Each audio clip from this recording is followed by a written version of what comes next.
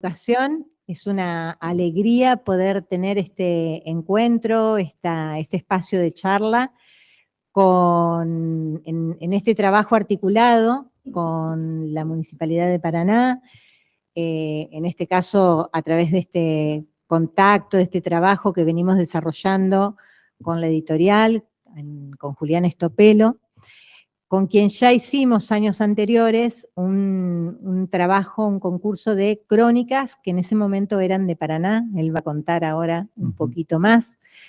Y la verdad que fue una propuesta lindísima y que tuvo mucha repercusión y que distintas personas salieron gente que está por acá también, salieron a trabajar sobre diferentes temáticas de nuestra ciudad de Paraná o personajes de nuestra ciudad de Paraná, y lo hicieron muy bien, daba mucho gusto poder leerlo. Y ahora nos convoca, bueno, un invitado a quien siempre recibimos con mucho gusto, y que no es la primera vez que viene. Eliezer Budasov es un estudiante avanzado, por ahí dijimos es graduado, pero bueno, ahora ya está ahí, está cerquita, ahí estaba contando su carrera académica, está muy cerquita, en cualquier momento le vamos a decir que es el licenciado, Eliezer. Pero bueno, Eliezer siempre nos invita a través de sus distintas crónicas, perfiles, producciones, a poder conocer y disfrutar de las distintas posibilidades que ofrece la crónica periodística y dentro de lo que nosotros llamamos periodismo narrativo. Y en ese sentido, a veces uno dice, nadie es profeta en su tierra. Bueno, a nosotros nos gusta mucho que sí seamos profetas en nuestra tierra, y que bueno, junto con él y con tantas otras personas que habitamos acá en Paraná, bueno, pongamos letra, oído, presencia y modos de narrar que nos inviten a descubrirnos, a comunicar, a contar, a estar en el lugar o en los lugares en que suceden las distintas cosas. Así que en ese sentido, simplemente decirles que bueno, les damos las bienvenidas a ustedes, que ojalá que sea un lindo momento de charla. Es lindo escucharlo a Eliezer ahora con un poco de tonada mexicana o algo así, no sé. Y esto, ¿no? Siempre es bueno poder encontrarnos para conversar de eso que nos gusta, y que en este caso es la crónica periodística, el podcast, con acento, sin acento, me quedé pensando si lleva acento o no. Y bueno, así que Julián y Eliezer, bienvenidos y bienvenidas. Bueno, muchas gracias, Aixa. Bueno, para nosotros es un placer.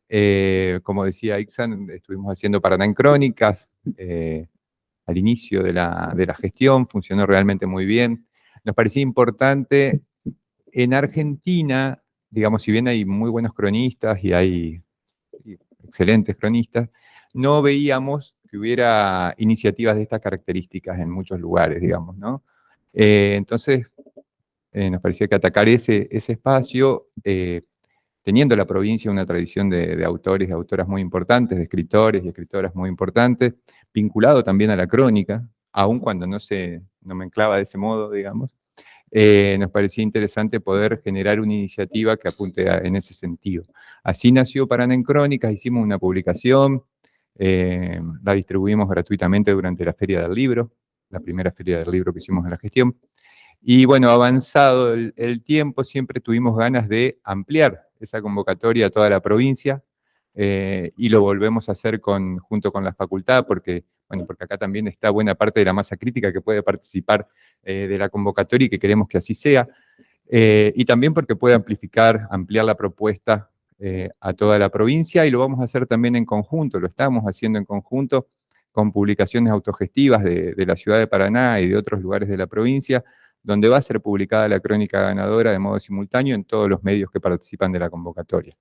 Nos parece importante ese acompañamiento porque es también poner en valor el trabajo que están haciendo cada uno de ellos, desde Charcos, 170 Escalones, Barriletes, Cicatriz, Digamos, son publicaciones que de la autogestión están generando material de calidad, y bueno, me parece que por eso queremos estar juntos en esto, porque la idea justamente, y lo hablaré y después seguro, es fortalecer y poner en valor el periodismo de calidad. Entonces, ese es el núcleo de la historia también. En ese marco de Entre Ríos en Crónica, nosotros vamos a estar la semana que viene ya dando a conocer las bases, condiciones y reglamento de la convocatoria. A partir del 10 de abril ya vamos a estar recibiendo las obras, va a estar abierta durante 3 meses la convocatoria para poder participar, va a haber premio económico más allá de la publicación, pero todos los detalles lo van a conocer la semana que viene. Aprovechando la visita del amigo Eliezer Bugasov, que estaba en la República Oriental del Uruguay, nos parecía sumamente propicio que pudiera venir y estar en este momento, y a través de eso la oportunidad de hacer un recorrido sobre toda su experiencia, que tiene íntima relación con el periodismo narrativo. Bueno, era un modo fantástico para empezar y también para brindar, ofrecer algunas herramientas de este ejercicio, ¿no? Entonces, dicha esta introducción, ahora sí, vamos a empezar a preguntarle a Eliezer. Bueno, para quien no lo conoce, Eliezer, bueno, empezó a trabajar en la revista Análisis de muy chico, también trabajó en el diario Uno, hizo tele acá también un poco, después ganó el premio Nuevas Plumas de México, eso fue como un momento muy, pero muy importante. A partir de eso también justamente se da la propuesta de Etiqueta Negra, una revista de crónicas de la más prestigiosa del continente. Está ahí un par de años, posteriormente en el Times, en la versión en español como editor, y posteriormente en El País. Ahora está trabajando en un podcast que se llama El Hilo, y de todo eso, ese va a ser el primer bloque de conversación. Vamos a hablar ahora, así que primero la saludo, un aplauso para recibirlo.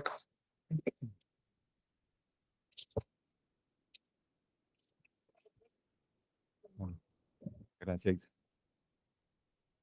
Bueno, señor, ¿cómo está con la primera sensación de volver a la ciudad después de varios tiempos? Porque todas las entrevistas anteriores fueron virtuales. Hace calor. Hace calor. La primera reflexión es hace calor.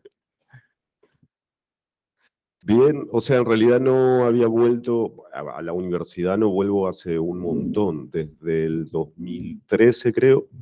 Eso que estaba hablando Aixa recién, que en el 2013 yo estaba por sacar mi pasantía, que me faltaba la pasantía y la tesis, y fue cuando me ofrecieron ir a trabajar a Etiqueta Negra, y dejé colgado a, digamos, a Juan Manuel Jiménez, que era mi director de pasantía. Y bueno, pero a la universidad no venía hace un montón, y a la ciudad vine en el 2021, pero medio relámpago, nos vimos y yo qué sé, y me tuve que volver. Sí, hacía un montón que no venía. Bien. Justamente por ahí quería empezar. Si vos tenés que plantear o cómo se dio esta intervención, este salto hacia ese tipo de trabajos que se fueron sucediendo posteriormente a partir, yo diría, del premio Nuevas Plumas. Antes de eso, incluso, yo te quería preguntar, hubo un viaje, Eliezer hizo un viaje por Latinoamérica de un año. Un año y medio. Sí. Un año y medio. ¿Vos dónde marcarías eso? Digamos, en el premio. ¿Qué te pasó a vos con el viaje? ¿Qué te pasó a vos con el premio? Yo creo que el viaje fue súper importante en un momento. Yo vivía acá hasta los 27 y me fui a vivir a Rosario, y yo trabajaba todavía, escribía la contratapa de Análisis, escribía una vez por mes en el diario Uno de Entre Ríos, escribía para La Capital de Rosario, y vivía haciendo, digamos, como ediciones y publicaciones, sobre todo para organizaciones ambientales, y eso. En un momento, después de mudarme, yo me di cuenta que en realidad podía más o menos arreglarme para seguir trabajando con lo que tenía de manera itinerante. Y entonces organicé esto. Todavía no existía Airbnb, porque ahora todo el mundo, o sea, todo aquel que tiene un cuarto extra ahora lo alquila. Pero en ese momento había Couchsurfing, que era como una red de buena onda, de que la gente le daba alojamiento a desconocidos a cambio de que desconocidos te diesen alojamiento en tu casa. Yo tenía este sueño de viajar por mucho tiempo sin fecha de regreso y escribir, ¿no? Escribir crónicas de viaje. En realidad, cuando hice este viaje, para mí fue muy importante respecto de un montón de cosas, ¿no? Primero, desde darme la libertad de poder hacer eso, de ir a parar a casas de desconocidos diciéndole, mira, soy tal persona, estoy viajando por Sudamérica para contar historias. Ahora, yo tenía esta ilusión de que iba a estar viajando y escribiendo, digamos, como todo el tiempo, y la verdad es que trabajaba lo mínimo indispensable, digamos, ¿no? O sea, no es que en realidad estaba todo el tiempo escribiendo, estaba todo el tiempo viajando, pero después hacía lo mínimo para conservar mis trabajos. Y ahí un poco yo me empecé a dar cuenta también que, bueno, que el fuerte mío no era la producción permanente, digamos, ¿no? O sea, pero sí, digamos, me sirvió un montón para leer, me sirvió un montón para mirar América Latina, porque un fuerte, digamos, un fuerte de mi trabajo hoy en día es que yo soy como regionalista, ¿no? O sea, es como que fue algo que desarrollé después en Etiqueta Negra, pero de trabajar un poco con todos los países de América Latina, de conocer un poco qué pasa en cada lugar. Yo vivo en México ahora, que México es medio como imperialista, son medios como brasileños en el sentido que miran a su ombligo y después miran para arriba.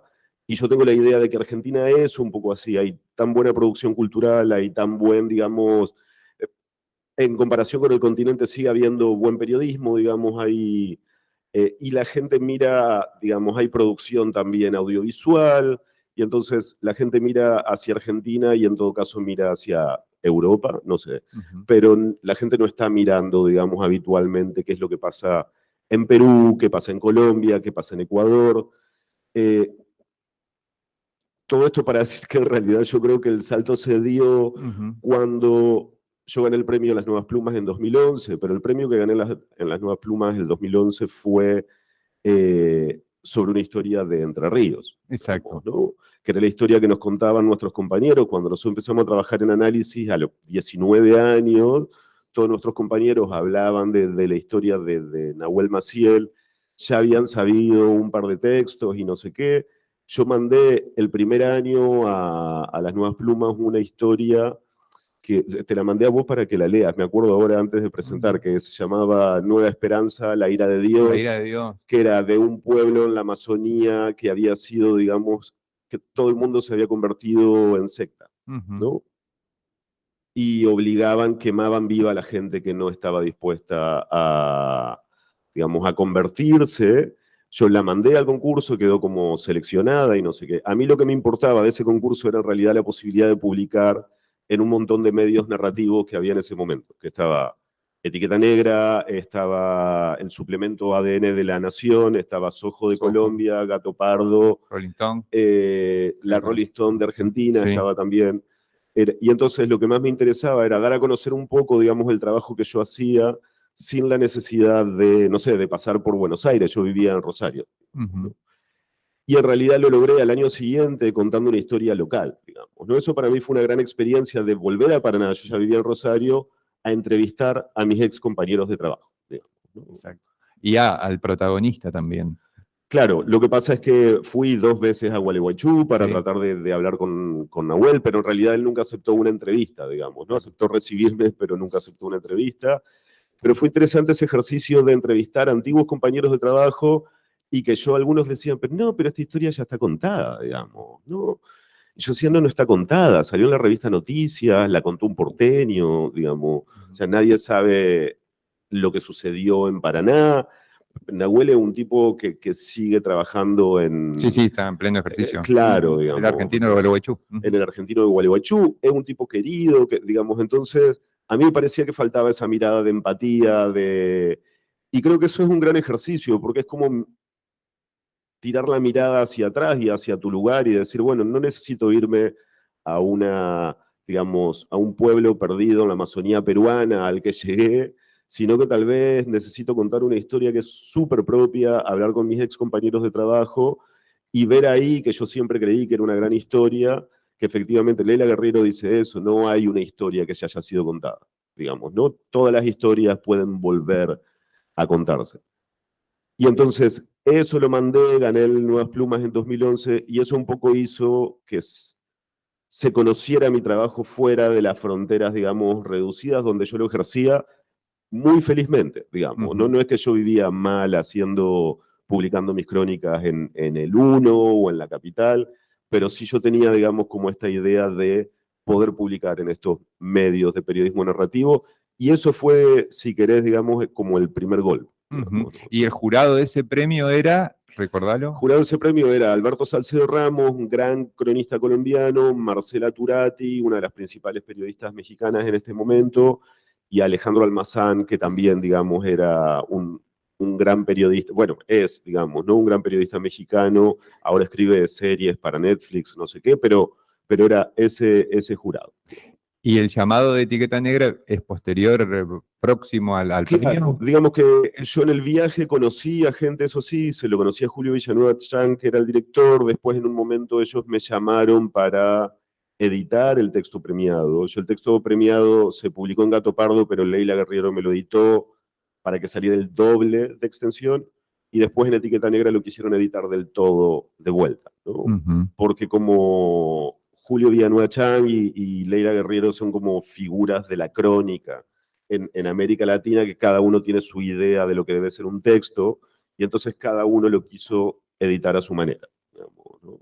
Es notable el perfil de, digamos, entrar en contacto con, bueno, vos siempre estuviste como finísimo con el tema de la palabra, pero el trabajo del editor, que es lo que vas a hacer ahí en Etiqueta Negra, porque es otra dimensión, es absolutamente otra dimensión, es cosas que el editor ve, observa, imagina, y que uno como autor, ponele, no lo podría detectar. ¿Cómo es ese, Sí. ese métier? Yo siempre digo que a mí, o sea, yo editaba como de manera, para trabajar, editaba publicaciones para ONG y cada tanto otro tipo de cosas, pero lo de Etiqueta Negra fue, digamos, como un nivel superior, digamos, ¿no? Yo me fui en un momento a ver cómo hacían Etiqueta Verde, que era la edición ambiental de Etiqueta Negra, que era como la única revista que yo conocía que trabajaban crónicas narrativas de temas ambientales de elevadísima calidad. Y cuando estaba allá, Julio Villanueva Chan me ofreció trabajo, digamos, ¿no? Fue como un conjunto de cosas. Yo estaba rompiendo una relación, entonces llegué todo despechado, digamos, a Lima. Él se aprovechó también de esa debilidad, digamos.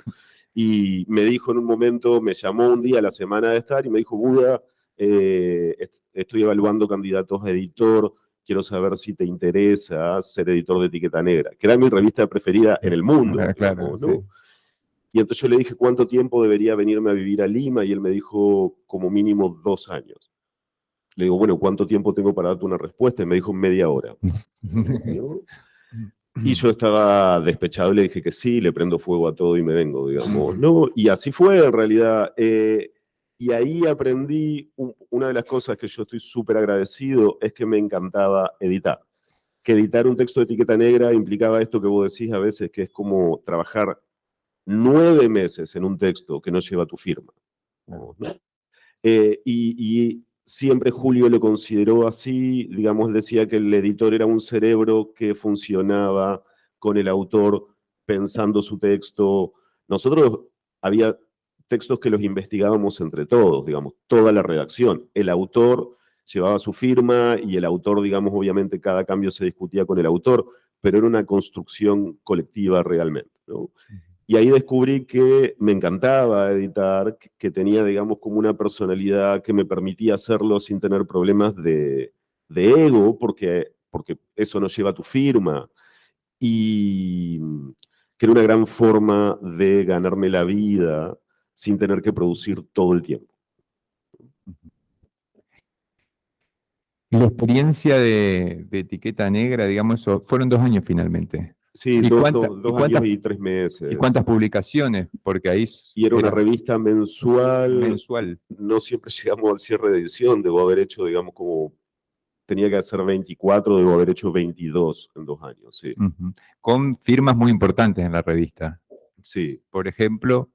Bueno, digo, en realidad, como todos los grandes nombres de América Latina, casi todo, excepto Leila, que estaba medio peleada, digamos. No es que estaba peleada, digamos, ¿no? Sí, pero ella había trabajado al principio, pero yo recuerdo haber publicado, bueno, publicamos a Martín Caparrós en ese momento, se publicaban muchos autores. Sabrina Duque, yo trabajé, digamos, mano a mano con Sabrina Duque, que es una gran cronista ecuatoriana, que hizo un perfil de Cristiano Ronaldo.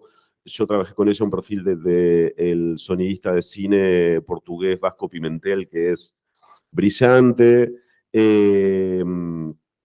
Trabajé con Carol Pires, que es una periodista, digamos, increíble brasileña. Hoy en día también es guionista de documentales. El documental donde ella fue guionista estuvo nominado al Oscar. Hizo un podcast cuando subió Bolsonaro que se llama Retrato Narrado, que también fue un hit a nivel continental.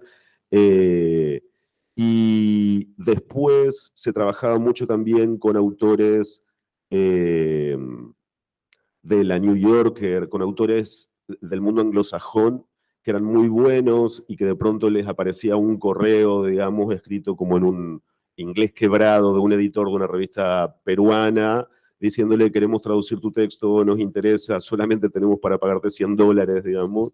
Y muchas veces aceptaban porque los textos se trabajaban como con muchísimo cariño y muchísimo orgullo, ¿no? Con mucho amor propio.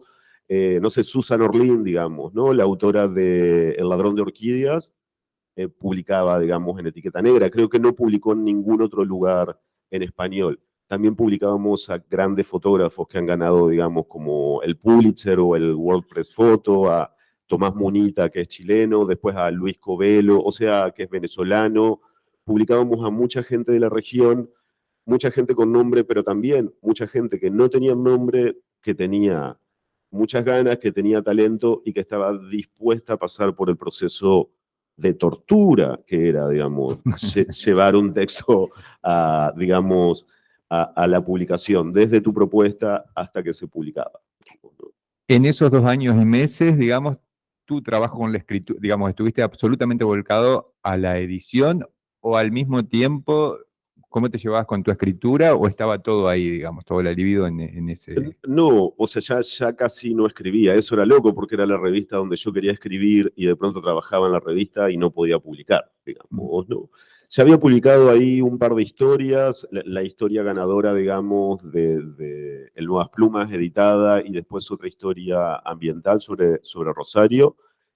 Pero yo era el editor general, eso también, el hecho de que tengas una publicación con un equipo enfocado en la edición, tu orgullo era ser parte del staff, ¿no? Entonces tu orgullo era que la revista saliera lo mejor posible porque tu nombre estaba ahí. Y en realidad la gente que figuraba ahí también tenía el mismo orgullo, ¿no? Entonces yo estaba obligado a escribir como el editorial de cada número, que se llamaba la carta del editor, pero no escribía textos. Solamente el tiempo que estuve publiqué un solo texto, que es El Señor de las Papas, que es un perfil de un productor de papas del Cusco, y en realidad fue un texto que yo me quedé contento, que me gustó, pero que yo lo hubiese trabajado 3 meses más antes de publicarlo, ¿no? Pero después ya, o sea, yo era responsable de que se publicara la revista, y entonces también tenía que decir, bueno, digamos, esto tiene que salir, ¿no? Pero de hecho rompió un poco mi relación con la escritura, la revista, porque tenía tanta carga analítica sobre cada texto, sobre lo que tenía que ser, que yo ya no podía, digamos, como, no sé, yo releo las contratapas de acá que escribían análisis y me da un montón de envidia cómo soltaba palabras a lo loco, digamos, claro. ¿no? Cierta espontaneidad, digamos. Claro, ¿no? Una frescura, y todo eso, digamos, se había roto, no se había roto para la edición, pero de hecho en un momento también rompió mi relación placentera con la lectura, que después la recuperé, pero mientras era editor de Etiqueta Negra casi no pude leer nada que no tuviese que ver con el laburo. Claro, me imagino el contraste también, cómo se fue gestando en vos, digamos, porque bueno, las experiencias que uno tiene, acá hay mucha gente que trabaja, muchos colegas, otros periodistas, la experiencia que uno tiene de trabajar en medios locales es la famosa picadora de carne, digamos, ¿no? Uno llega, 4.500 caracteres, listo, 35, 40 minutos, entregan y chau. Pasar de eso, que vos habías tenido cierta experiencia con esto, si bien tu característica siempre fue, digamos, no, tener otro tiempo, pero más allá de eso, digamos, vos vivías esta realidad, digamos, a encontrarte con esa realidad y con esos niveles de exigencia y de cierta obsesión para llegar a un texto de esa dimensión. Sí, bueno, Eso para mí fue súper feliz, porque fue como encontrar la sala que te pertenece en el manicomio, digamos. ¿O no? O sea, porque lo cierto, yo siempre digo eso, lo decía cuando yo quedé como director editorial del Times en español, que en algún momento sacamos notas en Entre Ríos Ahora, pero también me llamaron compañeros de otros medios y yo decía, mira, esto va a sonar súper demagógico, pero porque es como, claro, ¿qué cambia de escribir una crónica en el diario Uno de Entre Ríos a, digamos, estar editando una en el New York Times? Y yo decía, para mí no ha cambiado nada, o sea, ha cambiado la experiencia que tengo yo al respecto y la exposición que tengo, pero el nivel de obsesión que yo le ponía, digamos, al punto y coma, por ejemplo, que era el suplemento mensual que sacaba en el diario Uno, y al que le ponía a una crónica de etiqueta negra, era igual. O sea, no es que, digamos, y yo siempre digo eso, que yo tuve la suerte de encontrar grietas en lugares donde yo trabajaba Claro. que me permitiesen hacer eso. Es como, bueno, digamos, no en el diario Uno, es como, por tu ritmo creo que podrías publicar un texto al mes, digamos, ¿no? O sea, en la revista Análisis también, es como, el ruso me dio toda la libertad de las contratapas, una vez discutimos por una que, digamos, que lo puso en aprietos y está bien porque yo decía barbaridades, digamos, que está... Y él la decisión que tomó fue dejar de leerlas antes de que se publiquen, digamos, ¿no? No fue censurarme ni nada, y entonces yo siempre soy optimista respecto de eso, o sea, yo trabajaba cosas que hoy en día podrías agarrar cualquiera de esas cosas y publicar en un gran medio y no sería, digamos, en absoluto, no habría un gran desbalance de calidad. Entonces, lo único que fue es encontrar de pronto el espacio que me pertenecía, digamos, ¿no? O sea, como encontrar que, bueno, había medios donde toda la gente se dedicaba a eso y yo no era simplemente, digamos, como el loquito que quería escribir, digamos, ¿no? Como que le importaba demasiado el detalle y no sé qué. Ahí va. ¿Qué pasó en el Times? Cuando llegaste, cuando te llaman del Times, ¿era otro tipo de trabajo? ¿Tenía su diferencia notable? ¿Otro tipo de publicación? ¿Otro tipo de medio? Una cuestión completamente diferente. ¿Con qué te encontraste y qué tuviste que hacer ahí? Bueno, a mí me ofrecen del Times, yo trabajo 2 años en Etiqueta Negra, renuncio en un momento, digamos, vendo un proyecto de libro que no he entregado todavía sobre el incendio del supermercado Icua Bolaños el 1 de agosto del 2004 en Paraná. Una historia que yo... En Paraguay, perdón. Es una historia que yo siempre quise reportear. Ya había pasado hacía 12 años. Alguien me pregunta qué vas a hacer ahora y le dije, no sé, me voy a reportear esta historia porque una historia en la que uno piensa 12 años, evidentemente hay que hacerla, ¿no? Y me fui, estaba reporteando, estaba haciendo la investigación cuando ellos habían abierto su oficina en México hacía 6 meses y estaban buscando un editor de contenido original en español. El Times era un 70%, en ese momento más todavía, pero era como el Times en español, el proyecto era un 70% una operación de traducción, de curaduría sobre el material de ellos y de traducción, y un 30% de contenido original. O sea, el contenido original se empezó a hacer cuando ellos digamos, como yo llegué y empecé a trabajar en eso, ¿no? Para mí fue algo, bueno, muy impresionante. Muy impresionante en términos de, yo, digamos, como decía recién Aixa, no tengo el título todavía, no tengo título universitario, leo y escribo en inglés, pero soy autodidacta, entonces lo hablo como el culo, digamos, Claro. o sea, realmente. Y tener la posibilidad, ellos me hicieron pruebas durante un mes hasta que me contrataron, y cuando me contrataron yo llegué a editar ahí, pero de alguna manera nada era tan infernal como Etiqueta Negra, digamos, ¿no?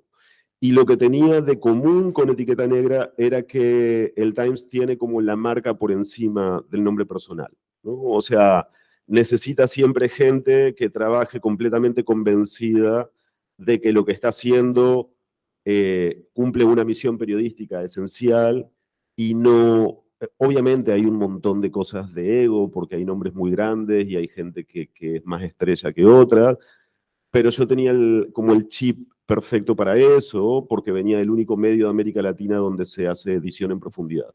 Entonces, primero empecé a hacer, digamos, edición. Básicamente yo me encargaba de editar traducciones, a veces de traducir, y de comisionar y editar textos originales. Uno hicimos con vos, digamos, me acuerdo que yo en un momento dije, bueno, la fiesta de disfraces más grande de América Latina, abierta, no sé, privada, se hace en Paraná.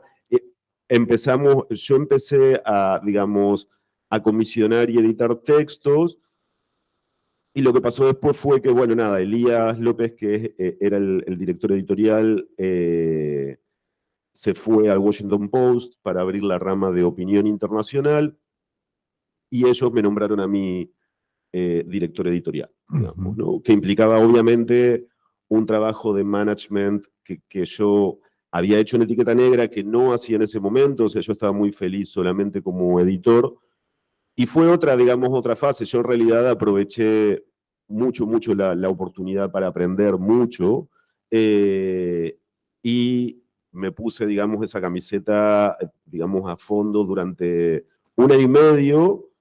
Hice eso todo el tiempo. O sea, me levantaba a las 6 de la mañana mirando el teléfono y a las 12 de la noche estaba todavía respondiendo mensajes. Me gustó, digamos, no es lo que quiero para mi vida, digamos, ¿no? Yo no tengo ambiciones de gerenciar medios y no sé qué. Me gusta mucho trabajar en equipo, pero no me gusta ese tipo de management. Casi toda la energía se me iba en gestionar gente, y éramos un grupo pequeño, digamos, ¿no? Pero bueno, la gente siempre es conflictiva, digamos, o sea, sí, o sea, sí, sí. En el medio, o vos me vas a ubicar, está el premio Gabriel García Márquez. ¿Es por ahí? No, el premio Gabo, el Señor de las Papas, que se publicó, digamos, en Etiqueta Negra, fue finalista del premio Gabo en 2016. Y después, o sea, yo gané el premio Gabo en texto en 2021, pero ya con el diario El País. Ya con El País, ahí Sí. está. Vamos al País entonces. Como, bueno, de un día de la noche a la mañana cierra el Times en español. Viene Sí. así, se cerró. Sí, fue, digamos, fue un cierre como súper abrupto. Esto, para mí estuvo bien que fuese así y no de otra manera, porque cerraron en un momento en que nos iba súper bien en términos editoriales.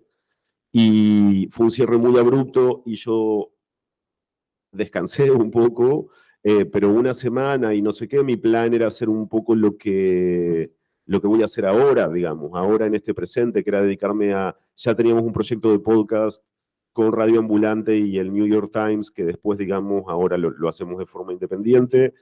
Pero El País estaba decidido a invertir, digamos, y hacer crecer su operación en América por una cuestión lógica, que tiene un techo, digamos, tiene un techo en España, y el lugar donde más se habla español es de este lado del océano.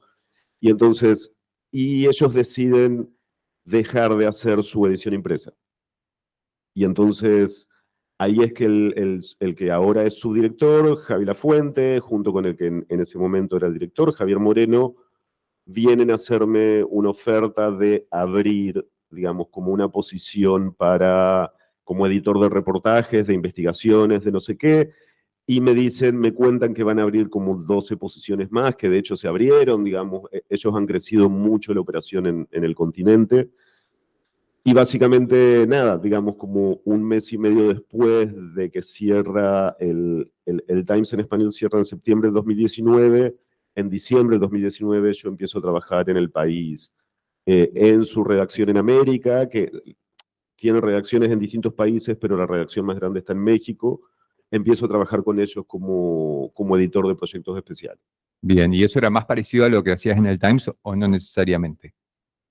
No, eso era más parecido a lo que hacía en Etiqueta Negra, en cierto sentido, pero al final es un periódico, y el periódico siempre es una picadora de carne, y entonces, obviamente, yo trabajaba editando proyectos especiales, pero también hacía un montón de otras cosas, ¿no? Porque digo, en la cobertura cotidiana hay que resolver problemas, pero eso era, claro, era más parecido a lo que hacía en el Times al principio, digamos, ¿no? Y proyectos especiales, para definir lo que, por ejemplo, ¿cuáles eran esos proyectos especiales?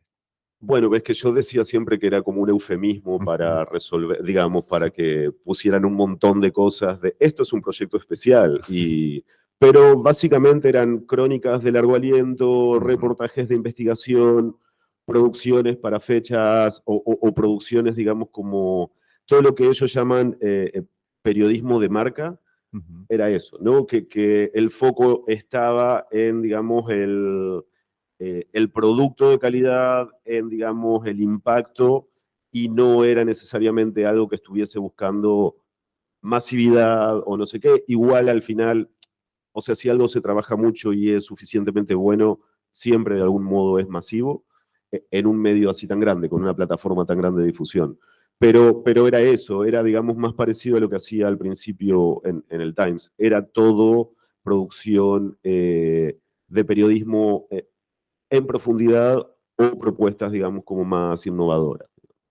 Bien, y ahí en el país estuviste trabajando también aproximadamente 2 años, un ciclo así. Ahí estuve 3 años. Ahí ganamos, de hecho, el proyecto con el que yo gano el premio Gabo es un proyecto en el que yo estoy como editor y no, digamos, en un momento, no me acuerdo exactamente la fecha, pero lo que se conoce hoy en día en México como la masacre de Tamaulipas, encuentran, digamos, en ese momento no era esta cantidad de cuerpos, pero 16 migrantes guatemaltecos, casi todos de una localidad que se llama Comitancillo, que estaban migrando a Estados Unidos, los encuentran baleados y en 2 camionetas carbonizadas.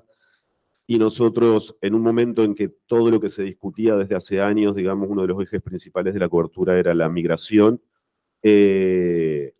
nosotros decidimos armar un equipo para contar esta historia, digamos, ¿no? Creemos que a través de esta historia podíamos contar uno de los principales problemas de Centro y Norteamérica.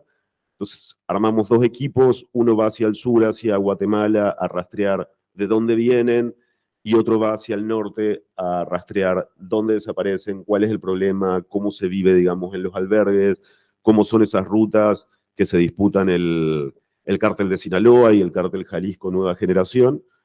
Y yo me quedo en el medio, en Ciudad de México, coordinando con los 2 equipos, ¿no? Y recibiendo los textos y diciendo necesitamos esto, y ese es el texto que gana, el reportaje que gana el premio Gabo en el 2021. Ahí va. Y estuve trabajando en el diario El País hasta el 3 de febrero de este año. Sí. Fue por decidiste ya que ya estaba, digamos, ese periodo. Sí, porque en marzo del 2020 empecé a trabajar también con un estudio o sea, ellos están centrados en Estados Unidos, en Nueva York, pero en realidad lo que hacen es Latinoamérica, se llama Radio Ambulante.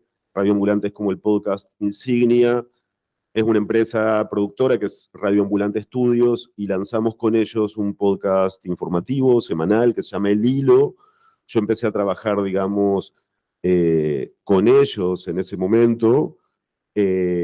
Empezamos a trabajar antes, pero en marzo del 2020, el mes de la pandemia, lanzamos el podcast, y durante 3 años trabajé en simultáneo siendo como editor de proyectos especiales en El País y siendo como copresentador y editor en El Hilo. Y en un momento ya no quise trabajar tanto, digamos, y me sentí completamente seducido, primero, digamos, por el formato del audio para hacer periodismo, y decidí que quería retomar mi libro, que había dejado coartado, que tenía ganas de volver a escribir textos, digamos, como largos, pero de que el eje de mi trabajo de producción cotidiana iba a pasar ahora por el podcast y no por la edición de reportaje. ¿Qué te resulta atractivo de este nuevo formato? Va, nuevo. ¿Qué tiene de nuevo para vos? ¿Y qué te resulta atractivo de eso? ¿Y cómo está funcionando eso? O sea, en realidad como el formato en este momento vive un boom en toda América Latina, se disparó mucho más durante la pandemia. Yo no sé exactamente cuáles son los niveles de escucha en cada país. Argentina, por ejemplo, es uno de los mayor crecimiento, pero en Norteamérica se escucha un montón, ¿no? Y en realidad el periodismo narrativo, hay algunos programas insignia en Estados Unidos que fueron un verdadero boom de audiencia, y a partir de ahí la industria cada vez empezó a diversificar y a multiplicar. No es necesariamente como la radio, porque lo que tiene es todo el beneficio de poder producir con tiempo. O sea, podría ser como una radio a la carta, digamos, ¿no? Yo creo que para hacer periodismo narrativo es uno de los mejores formatos posibles, porque espontáneamente nosotros nos contamos historias, culturalmente. O sea, vos a tus hijos les contabas historias cuando eran chicos, digamos, ¿no?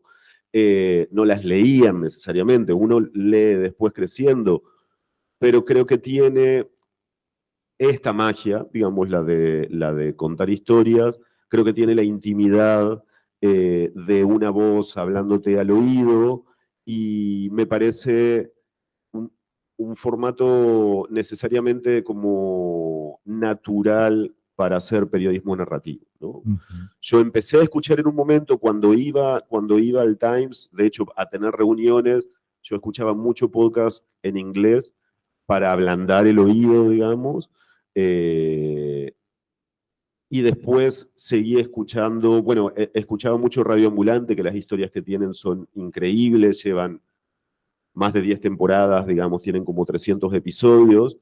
Y creo que, bueno, nada, que hoy en día de alguna manera es una forma, digamos, es como el receptáculo natural del periodismo narrativo. Y lo que tiene es que mucha gente, digamos, podés escuchar un podcast y hacer otra cosa. O sea, podés salir a caminar y escuchar una historia, podés lavar los platos y escuchar una historia. Entonces, yo cuando voy a viajar, digamos, tengo un viaje largo en avión o lo que sea, me bajo 3 episodios de algo y los voy escuchando. También leo, digamos, ¿no? Pero creo que en cierto sentido ha reemplazado mucho la avidez por las crónicas largas, el audio.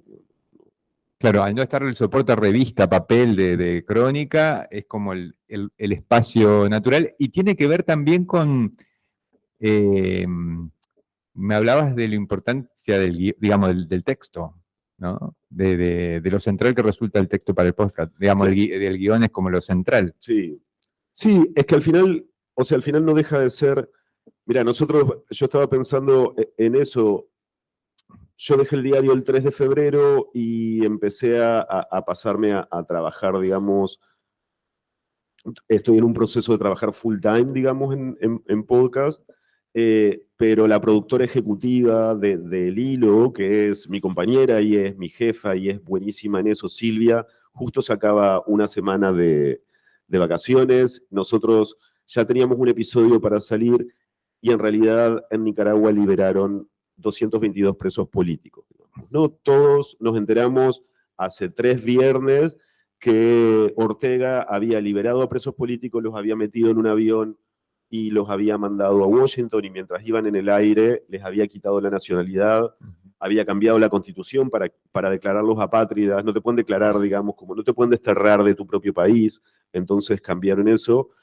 Claro, y yo estaba a cargo de esa semana y dijimos, bueno, tenemos que producir un episodio sobre esto porque es la noticia más importante de la semana. Y fue por primera vez que yo tuve que editar por completo un guión. O sea, yo participo de la edición, pero una vez que ya ha pasado por el filtro de Silvia, que es la que sabe.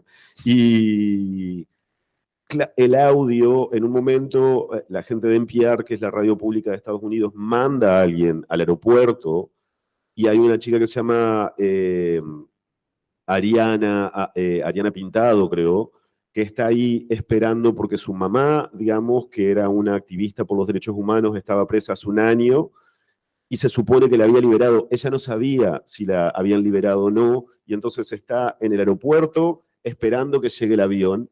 Le ponen un grabador y ella dice, bueno, es que nos enteramos, nos dijeron que esperemos unos días, pero nos vinimos para acá, dejamos todos y nos vinimos para acá. Mi mamá es Evelyn Pintado, cumpleaños en tal fecha. Dice una cosa, se pone a llorar en el medio, y es esa potencia de ese audio que nosotros, digamos, lo pusimos al principio del episodio, es imposible de traducir al papel. O sea, es una historia buenísima, ¿no? Digamos, es una historia que sería igual de buena si vos la pones al papel, pero esa potencia que tiene, digamos, el escucharla a ella en ese momento es como agregarle una dimensión, literalmente, como agregarle una dimensión más a una historia de periodismo narrativo. Ahí va. Bueno, en esta instancia, si quieren, Fede tiene micrófono por allá, por si quieren hacer alguna pregunta, nosotros vamos a seguir charlando, pero si quieren levantar la mano y les cedo. Lo que pido que sean las preguntas, sean bien concretas y bueno, eso. Ahí está, hay una pregunta por allá. Hola. Bueno, buenas noches. Actualmente de Argentina, ¿qué estás leyendo? Así como cuando tenés oportunidades. Porque hay mucho material. No sé, a mí Anfibia me gusta mucho, pero cuando hablabas de análisis, no, estudié en el Instituto 12 acá en Santa Fe, pero soy entrerriana. Y en el 2017 hicimos una jornada de periodismo de investigación y ahí tuve contacto con Daniel Enz, y yo soy de Santa Elena, y él me decía, a Santa Elena es imposible llegar por la cuestión política, me decía, siempre hay palos en la rueda.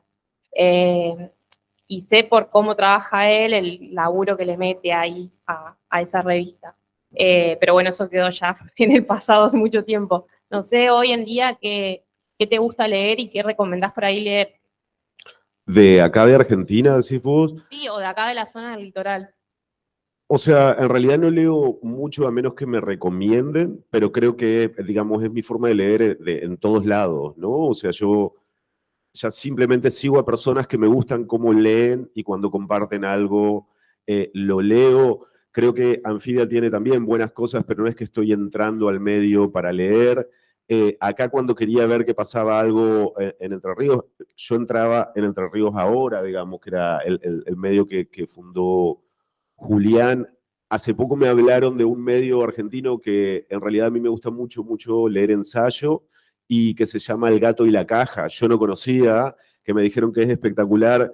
Una compañera de Paraguay, ahora que conocí en Uruguay, me habló de ese medio y quiero bajarme cosas. Pero lo que quiero hacer sobre todo, que no he hecho todavía, es escuchar algunos podcasts que se han hecho en Argentina, porque también mi modo de consumir historias ha cambiado un poco hacia ese lugar, o es leer libros o es escuchar podcast, digamos, ¿no? Para cuando es periodismo narrativo. Bien, y en ese caso, La Cruda, el ejemplo como estrella de Miguel Granados, ¿lo has escuchado? No lo he escuchado, pero digamos, mi hermana y su marido me estuvieron hablando de La Cruda. Yo en realidad tenía ganas de escuchar Intoxicados, que es la historia que hizo Anfibia sobre el Piti Álvarez, que dicen que es buenísima.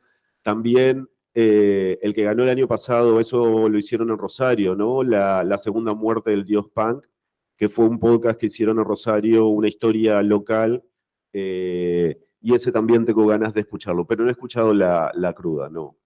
Bien, gracias. Muy bien. Ahí van bajando el micrófono, por favor. Ya va a llegar. Vamos al medio y después.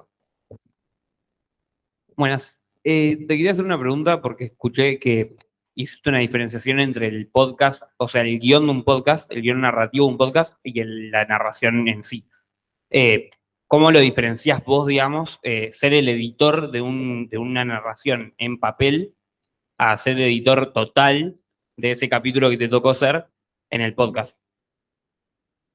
Lo que pasa es que tiene otros elementos, primero tenés otros elementos en juego, ¿no? Como hay cosas que se mantienen similares en términos de el concepto de cuándo deberías usar, por ejemplo, un entrecomillado y es cuándo deberías usar un audio, digamos, ¿no? Yo creo que eso tienen similitudes en el sentido de si hay algo que un entrevistado dice de forma en que vos no podrías decir mejor, entonces tiene que ir en la voz del entrevistado. Si vos lo podrías decir mejor, tiene que ir en tu voz. Eso me parece que vale ponerle para el texto y para la radio. Pero después, yo creo que el podcast tiene algunos elementos de la escritura que en la escritura de un texto no estarían, porque la relación física con eso es distinta. Entonces, yo detesto los recursos, digamos, cuando en un texto pone, no sé, cabe destacar vuela, digamos, ¿no? O sea, porque en el texto no va, pero en la radio sí, digamos, ¿no? En el podcast, porque si vos estás contando una historia compleja, todo el tiempo tenés que ir acompañando al oyente. Entonces, hay esto que se llama como signposting, que es decir, bueno, como decíamos en el primer segmento, hace unos minutos les contamos que tal cosa, Ahora, por favor, retengan este personaje. Tiene algo más coloquial y algo más de recordarle todo el tiempo al oyente dónde está. Y también nosotros hicimos un episodio sobre la caída del telescopio de Arecibo en Puerto Rico, que era un emblema de la astronomía, digamos, de Puerto Rico, además que era como un edificio bellísimo, y el tema fue que tuvimos que entrevistar en un momento, yo no recuerdo exactamente su especialidad, pero creo que era una astrofísica, y entonces lo que le preguntamos es, ¿qué hace un radiotelescopio? ¿Por qué, digamos, era tan importante esto? Y ella lo explicó de la manera más llana que pudo, pero no entendíamos nada. Y entonces nosotros tuvimos que conservar parte de su explicación, pero lo que hicimos fue investigar y aprender y ponerlos, por ejemplo, en tracks, ¿no? En nuestra voz. Y entonces en ese episodio, si vos lo escuchás, vas a ver, por ejemplo, un fragmento muy pequeño de una explicación súper compleja, y después aparece Silvia o aparezco yo diciendo, si ustedes no entendieron nada, no están solos, nosotros estamos igual, digamos, ¿no? Y pasamos a explicar eso. Pero ese recurso, que es un recurso, digamos, de escritura para el podcast, es algo que no tendrías en un texto, ¿no? Ahí va. Ahora sí, el señor quiere hacer una pregunta. Sí, no, ¿en qué te has sentido más cómodo trabajando? ¿En ficción, en realidad, en la investigación? Y la otra pregunta es, trabajando en estos medios, pues, de comillas, monopólicos, grandes, o como se lo quiera ver, si han estado con funcionar.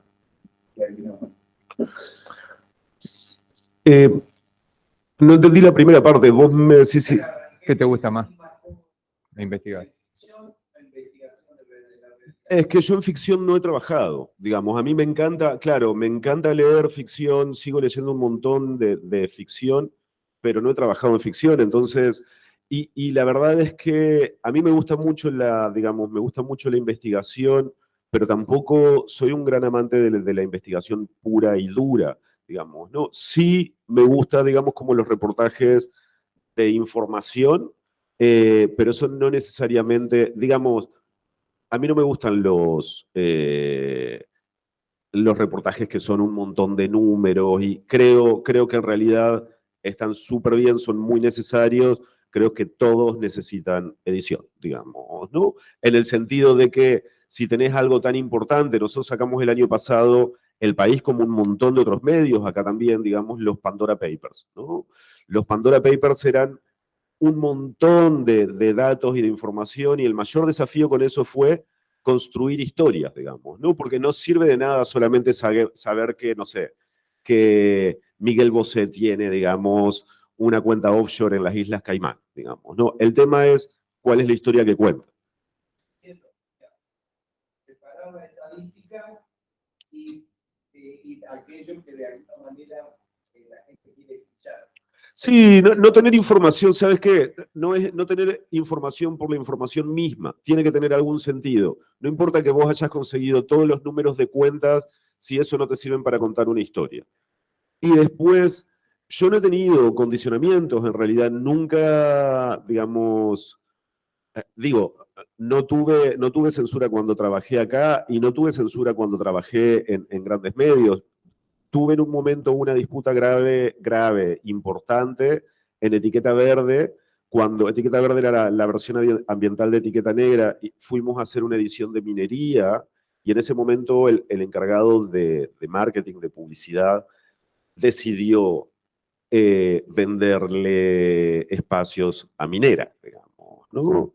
Y entonces ahí tuvimos una discusión súper grande, y yo le dije, pero es que no entendés que tus clientes no van a querer aparecer en esta edición, porque las historias, y aparte aparecía como publireportaje, claramente, digamos lo que ellos, entonces, nada, tuvimos como una gran discusión y hubo una parte al final de la revista separada, digamos, que decía espacio de publicidad, donde salía lo que las mineras querían decir de sí mismas, y habitualmente digamos, las políticas de comunicación corporativa son malas, digamos, y entonces sea, para nosotros fue feliz, para los clientes de la revista no fue feliz y no quisieron volver a aparecer. O sea, fue una mala estrategia comercial, pero ni siquiera en ese caso me dijeron, bueno, tenés que bajar un reportaje. O sea, ni siquiera en ese caso tuve, digamos, tuve censura, ¿no?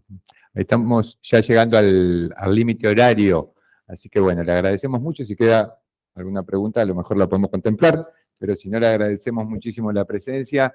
Y bueno, reiteramos que a partir de la semana que viene ya vamos a estar bueno, publicando las bases, condiciones y reglamento de Entre Ríos en Crónicas y difundiendo la actividad para que muchos y muchas se puedan sumar a escribir y a contar historias de la provincia de Entre Ríos. Que yo le iba a preguntar algo a Leli, pero hoy tengo una pregunta. Creo que sé la respuesta, pero la quiero compartir. Si puedes contar también de otras ideas que te han surgido en esta nueva etapa, digamos, de actividades que te gustaría hacer y, no sé, y mi pregunta directamente va sobre la docencia, por ejemplo, o compartir tu conocimiento, si lo has pensado para esta nueva fase. Sabiendo que puedes Bueno, responder. o sea, yo quiero trabajar, digamos, quiero trabajar más en audio ahora, digamos, te referías a eso, ¿no? O Sí, a a... docencia también te pregunto Sí. si te A interesaría. compartir el conocimiento más allá de la producción de contenido, sino como pues, docencia. Sí, a mí me encantaría. Yo trabajaba, de hecho, bueno, le estaba diciendo a Aixa, digamos, yo trabajaba dando clases en una maestría en México que cerró por cuestiones políticas y no sé qué.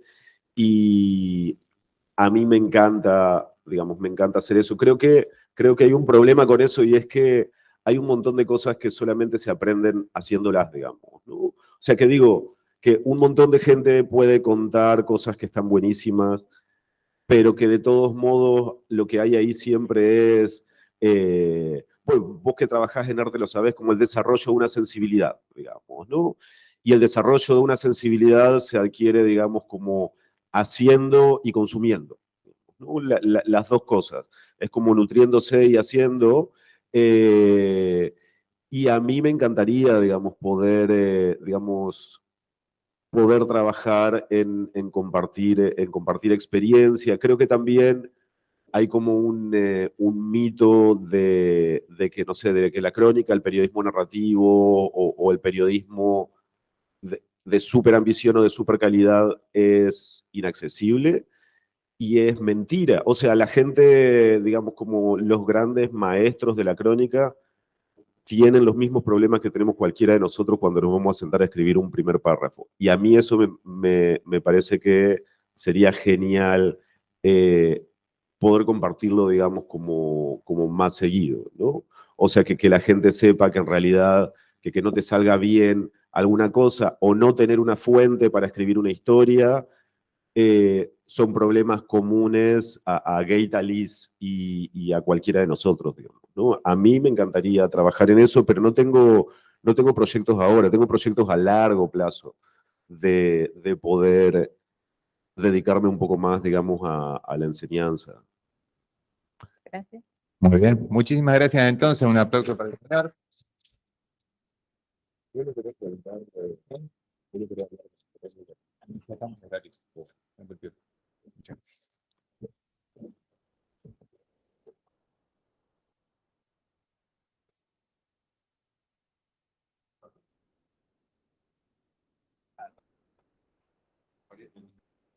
Sí, sí. Está bien, ¿no?